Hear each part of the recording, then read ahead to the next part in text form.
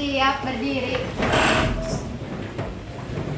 Sebelum memulai pelajaran SBK pada hari ini, mari kita berdoa menurut agama dan kepercayaan masing-masing. Berdalam hati dimulai.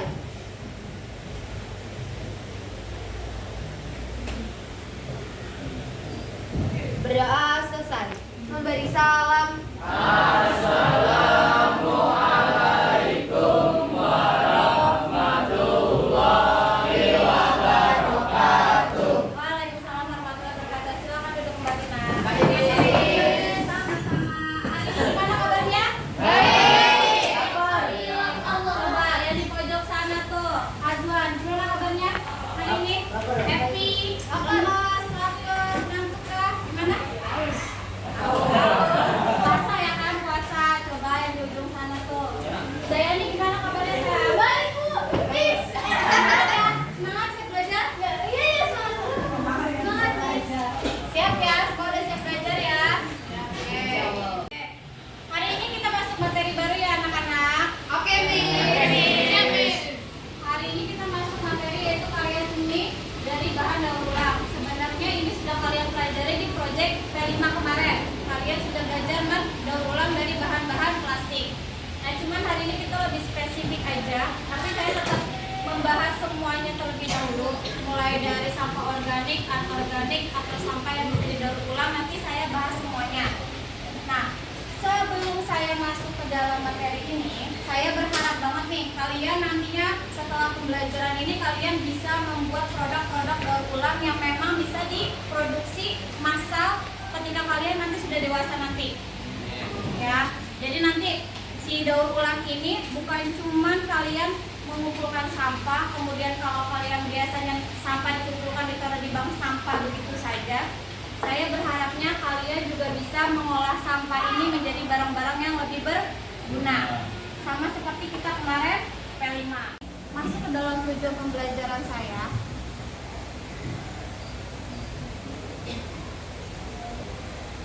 Oke. Di sini kalian bisa mengidentifikasi fungsi bahan, alat, dan proses pada pembuatan karya seni rupa sederhana dari bahan daur ulang. Nah, kalau di pelajaran yang lain daur ulang, kalian memang belajarnya gimana cara pengolahan daur ulang, terus bagaimana proses pembuatannya. Kalau di pelajaran saya berharap kalian bisa membuat bahan-bahan dari daur ulang itu menjadi sebuah karya seni. Kemudian di sini adalah menganalisis langkah-langkah membuat mozaik dengan kulit telur. Nah, ini langsung spesifik ya. Spesifik sama tugas kita minggu depan. Kalian akan membuat seperti apa? Lanjut lagi, yang ketiga adalah merancang pembuatan karya seni rupa sederhana dengan bahan daur ulang. Nah, yang tadi saya bilang, kalian bisa membuat karya dari bahan daur ulang. Nah, yang nomor 2 ini saya sudah kasih tuh kalau kita akan membuat dari kulit telur. Jadi nanti kalian di rumah literasi gimana karya-karya dari cangkang telur itu gimana cara buatnya. Next ya. Kalian main game sama saya, tapi enggak kalian harus ngerjain games itu enggak, tapi kita bareng-bareng. Bareng-bareng ya. Gamesnya hanya menyebutkan bahan apa itu. Ya, dari bahan apa itu. Kita mulai ya.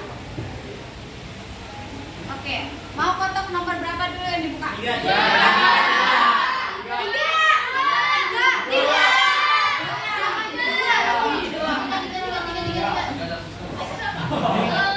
Oke, 3. Kira-kira ini apa? Dari bahan apa? Daun kering, logonya daun. kardus. Dari daun kering boleh. Dari apa lagi kira-kira? Biji-bijian. Ada lagi coba? Kertas. Kertas. Ada lagi? Kardus. Origami bisa tetap maksud sampah yang bisa didaur ulang nggak? Origami kan baru. Kasih deh. Ampas kopi. Apa? Ampas kopi. Saya kasih tahu ya, nomor 3 ini sebenarnya dia emang nggak kelihatan sih teksturnya. Sebenarnya dia dari bahan cangkang telur. Nggak kelihatan kan?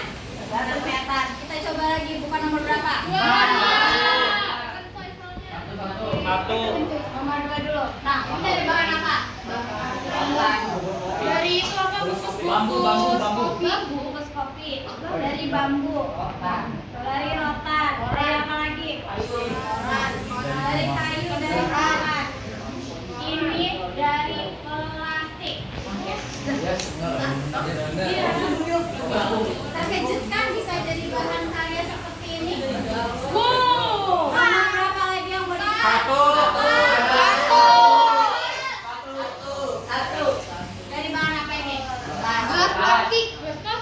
Tali. Gelas plastik. Tapi kan gelas kertas. Gelas kertas. Ini dari kertas. Jadi ini dari bubur kertas. Dari koran, dari bekas. Kita buka yang terakhir ya.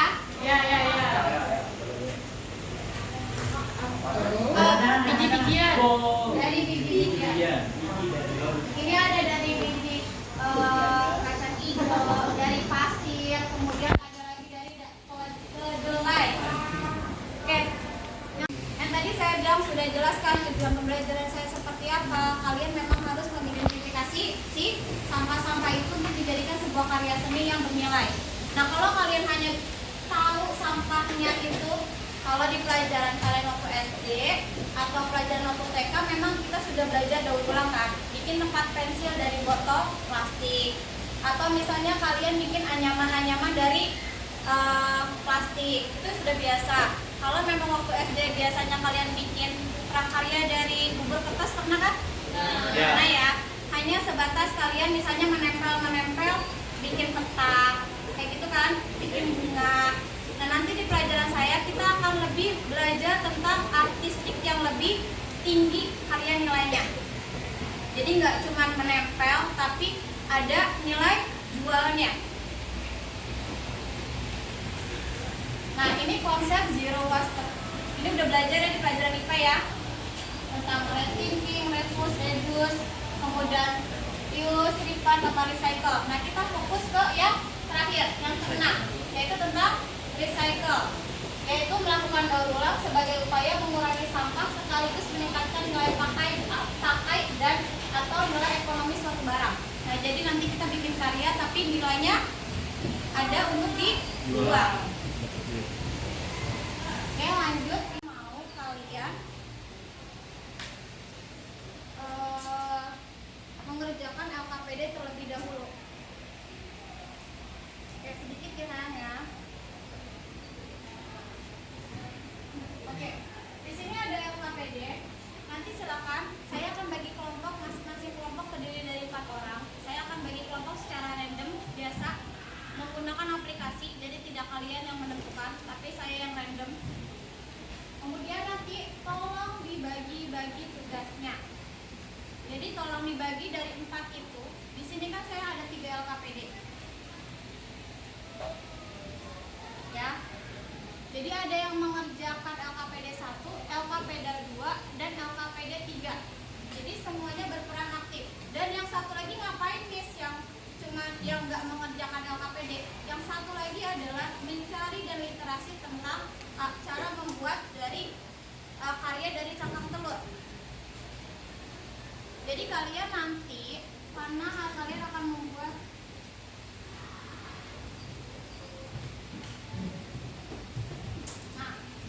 contohnya seperti ini. Yang satu lagi adalah mencari ide untuk kalian membuat seperti apa. Jadi nanti selain satu LKPD 1, LKPD 2, dan LKPD 3, ada satu lagi yang harus kalian berikan sketsanya ke saya. Nanti minggu depan saya mau buat seperti ini loh Miss. Nanti ada ininya, nanti mau saya warnain atau apa, nanti dijelaskan. Sampai sini paham? Ada pertanyaan? Tidak? Oke, kita mulai bagi kelompok ya sayang. Yeay! Kelompok 3 ada Vivi, Rasya, Rahma, sama Tiaga. Yeay! Yay! Lanjut lagi ada Aurel, Rahmania, Raska, sama Fatan. Yeay!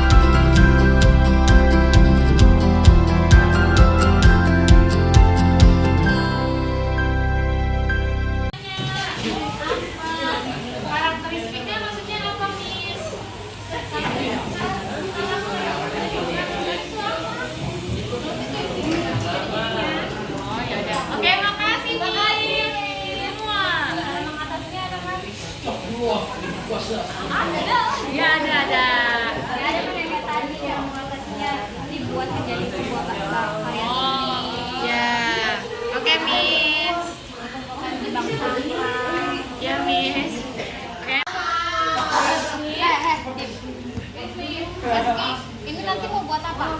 Ini ceritanya itu kayak lukisan ikan di langit di antara bintang dan awan. Ini semuanya kan pakai semua. Enggak bisa, ntar dicampur sama ada tisunya mungkin buat backgroundnya antara kita warnain pakai pensil warna, spidol atau cat.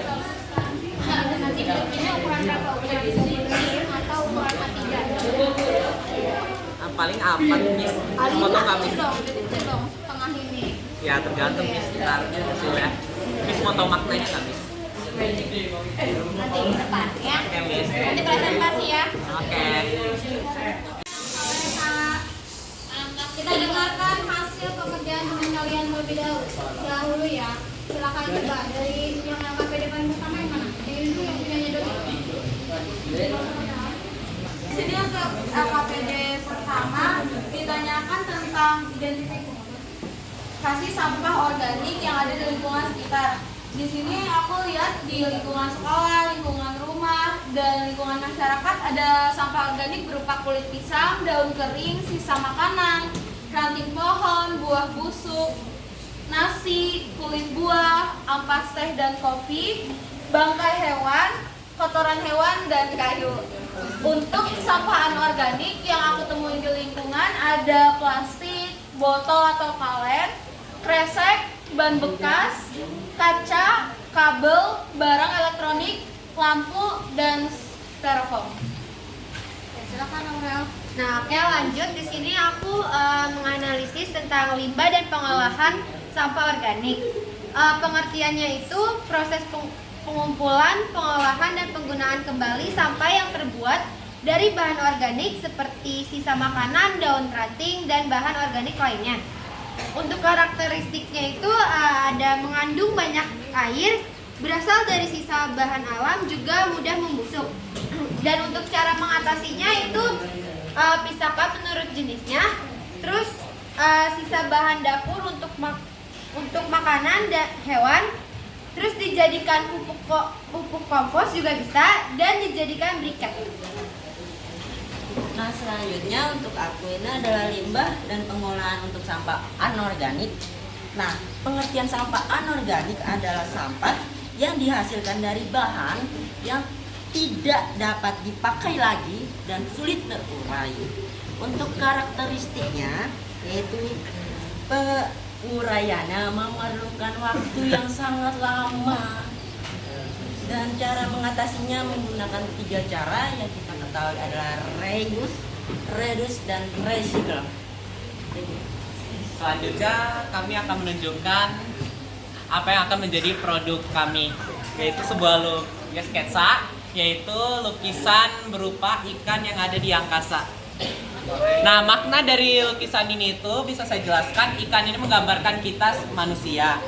Bintang ini adalah memori kita, mau itu bagus ataupun buruk, sedangkan awan melambangkan masa depan yang belum tentu baik ataupun buruk. Jadi, Bisnya mau nanya, kalau dijelasin ke teman-temannya nanti, kira-kira lukisan ini akan terbuat dari apa? Kemudian ada bahan dan yang ditambahkan atau enggak? Jelasin. Kalau dari bahan-bahan yang digunakan, kami mencampur penggunaan cangkang telur, tisu, dan untuk backgroundnya antara pensil warna, spidol ataupun cat. Oke.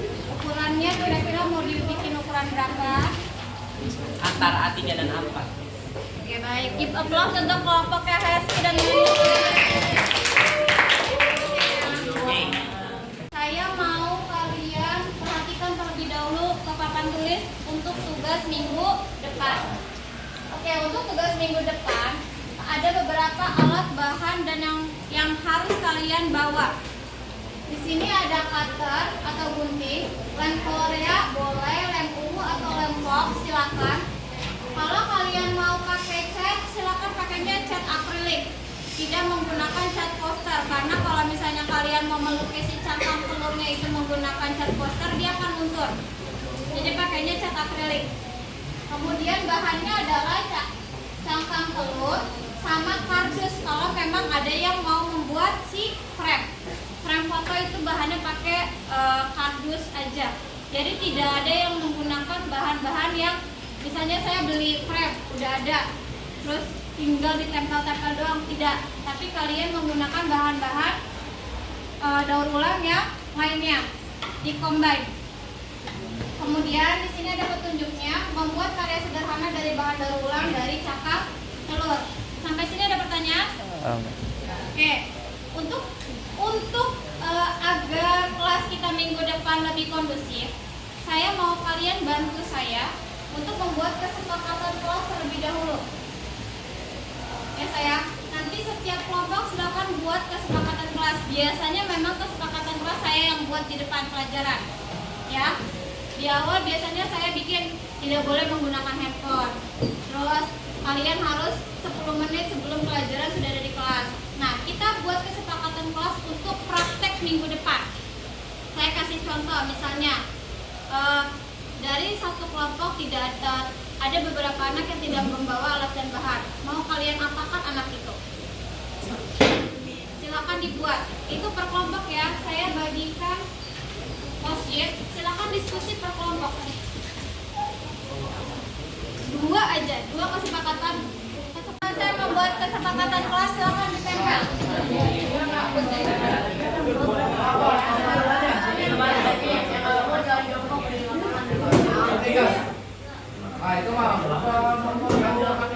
Kesepakatan kelas yang dibuat masing-masing kelompok ya, saya bacakan. Ada yang bilang tidak boleh berisik, saling membantu dan bekerja sama. Approve ya? Approve. Yang berkontribusi dia akan membuat karya lebih banyak. Jangan main handphone. Oke, boleh. Terus wajib menjaga kebersihan setelah melakukan kegiatan. Yang kedua, anggota kelompok wajib saling bekerja sama. Approve. Ini baca produknya. Oke, diingat baik-baik kesepakatan kelompok kalian ya. Ini akan kita lakukan di minggu depan. Nah, minggu depan nanti saya ingatkan kembali nih, kalau memang ternyata ada salah satu anggota kelompok kalian yang memang disuruh membawa alat dan bahan tidak membawa, mau tidak mau konsekuensinya harus diterima ya dengan kesepakatan kelas yang sudah kalian buat. Paham tidak? Paham ya? Paham. Oke. Setelah menutup kegiatan pembelajaran hari ini, kita melakukan kesimpulan pembelajaran terlebih dahulu ya. Oke. Siapa yang mau bantu saya menyimpulkan pembelajaran hari ini? Oke, silakan Alvino dan Maris bantu saya menyimpulkan hari ini kita belajar apa aja. Ya, pembelajaran SPK pada hari ini kita bisa mengenali beberapa macam jenis daur ulang seperti sampah organik dan sampah anorganik. Dari situ kita bisa meningkatkan kesadaran kita akan lingkungan agar selalu menjaga lingkungan tetap bersih dan sehat agar kita sendiri pun nyaman untuk tinggal di lingkungan kita. Dan juga kita sudah membuat kesepakatan kelas yang dimana kesepakatan kelas itu dibuat oleh masing-masing kelompok dan harus dijalankan kelompok tersebut di pertemuan berikutnya. Ya, yang bisa saya simpulkan, terima kasih.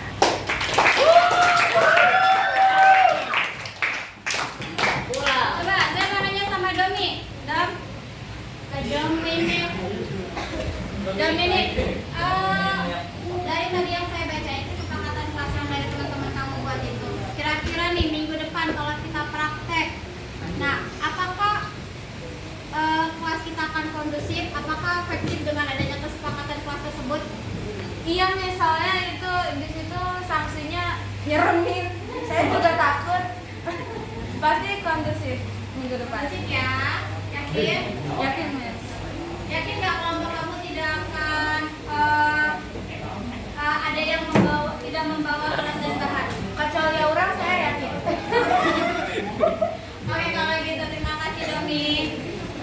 Hari ini sudah semuanya saya sampaikan untuk tugas minggu depan sudah. Jangan sampai lupa ya Naya, minggu depan membawa alat dan bahannya. Karena memang sudah ada kesepakatan kelas, kalau tidak membawa berarti terima konsekuensinya dan sanksinya. Oke, saya mau melakukan refleksi terlebih dahulu. Hari ini pembelajaran saya bagaimana menurut kelompoknya Zafira dan kawan-kawan. Seru banget. Apa yang kamu dapatkan untuk pelajaran hari ini? Tahu cara daur ulang sampah. Terus jadi tahu kalau misalnya daur ulang sampah itu bisa dibikinin benda-benda yang cantik. Ya, ternyata dia berbahan guna ya, bisa dipakai. Menunjukkan jam 4:45 kita bersiap dulu untuk pulang ya. Nah, tadi kan dibuka oleh Aurel, ditutup sama wakilnya mana? Wakil. Silakan Dejan dipimpin doanya dulu. Berdiri.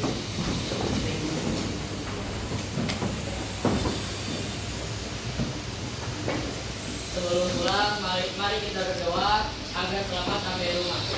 Berdoa bagi percaya masing-masing dimulai.